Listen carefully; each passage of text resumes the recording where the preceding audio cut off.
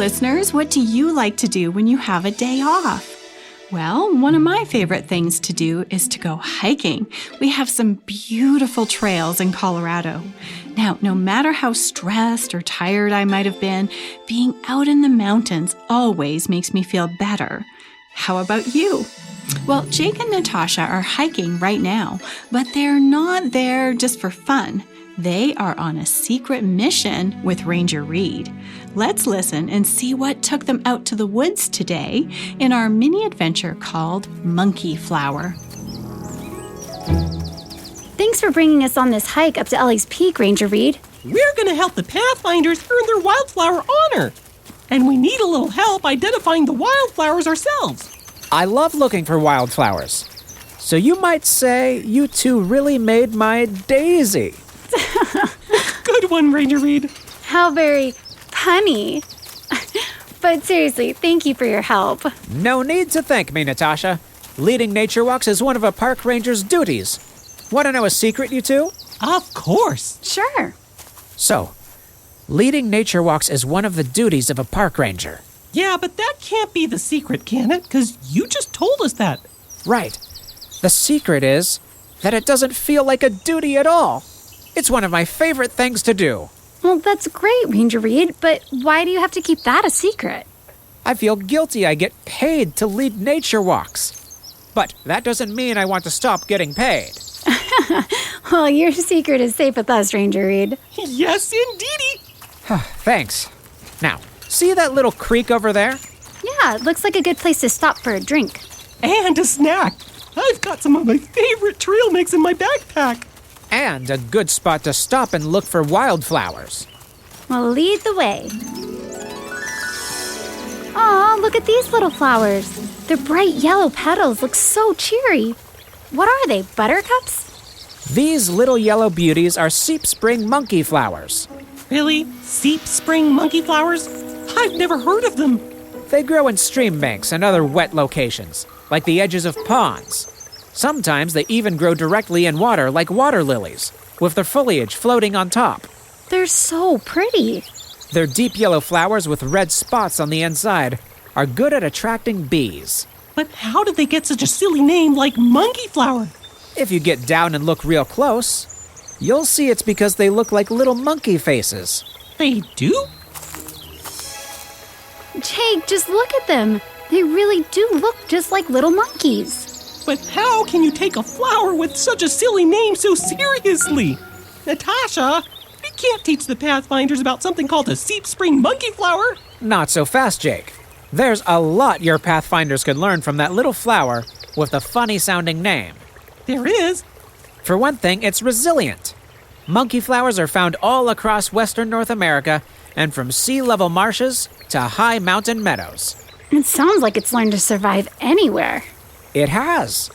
This flower has been found in tiny patches of water in the middle of deserts, near the boiling hot geysers of Yellowstone National Park, and even growing out of pavement cracks in the middle of cities. Wow!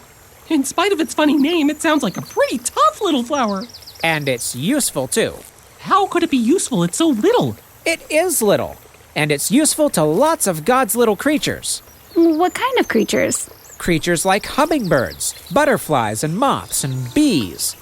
Which reminds me, you know why a flower is like the letter A? Ugh, I sense a pun coming on. Because it's always followed by a bee. Oh. That's funny. It's not just God's little creatures that rely on monkey flowers. Big creatures do too. Oh?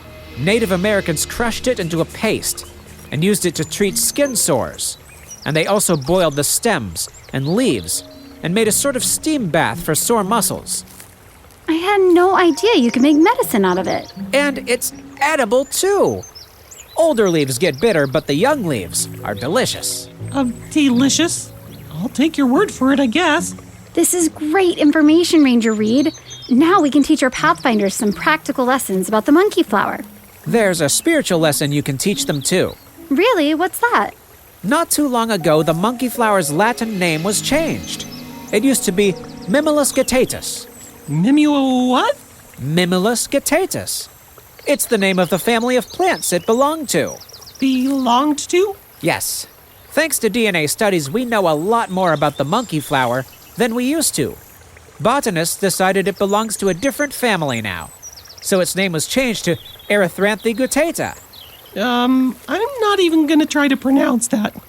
All of a sudden, monkey flower doesn't sound too bad, does it? Well, what kind of spiritual lesson is there in a name change?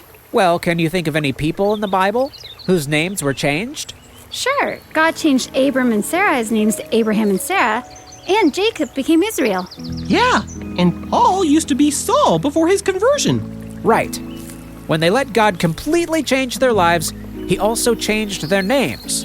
To God and to the world, they were completely different people from who they used to be. Oh, I see. No matter what our circumstances are right now, or what people may think about us, when God looks at us, he sees who we really are. The Bible says when we choose Jesus, we become new creatures. And in Revelation 2:17, it says God will give each of us a new name. Well, I'll tell you this. I hope my new name is easier to pronounce than the monkey flower's new name. Speaking of monkey flowers, do you know what you get when you cross a monkey with a flower? Oh, I'm afraid to answer. A chimpanzee. Get it?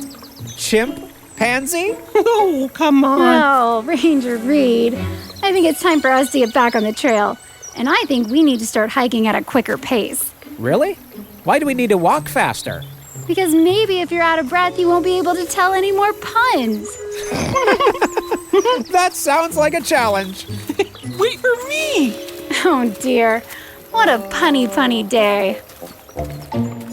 Jake and Natasha learned some interesting facts about wildflowers today, didn't they? Especially the seep spring monkey flower. It has a new name now, and so will we one day. Revelation 2:17 tells us that God will one day give new names to the one who is victorious. Now, some versions say to the conquerors or to those who overcome. And so for each of us who exercises our faith and follows God, no matter how challenging our journey is, there's a new name for us one day. That's pretty cool, right? I'm Miss Jean, and you've been listening to a mini adventure in Discovery Mountain, where the air is clear enough to hear your imagination, and where every day is an exercise in faith. Visit us at discoverymountain.com to send us a message and listen to full episodes on demand. Discovery Mountain is a production of The Voice of Prophecy. Monkey Flower was written by Janice Nelson.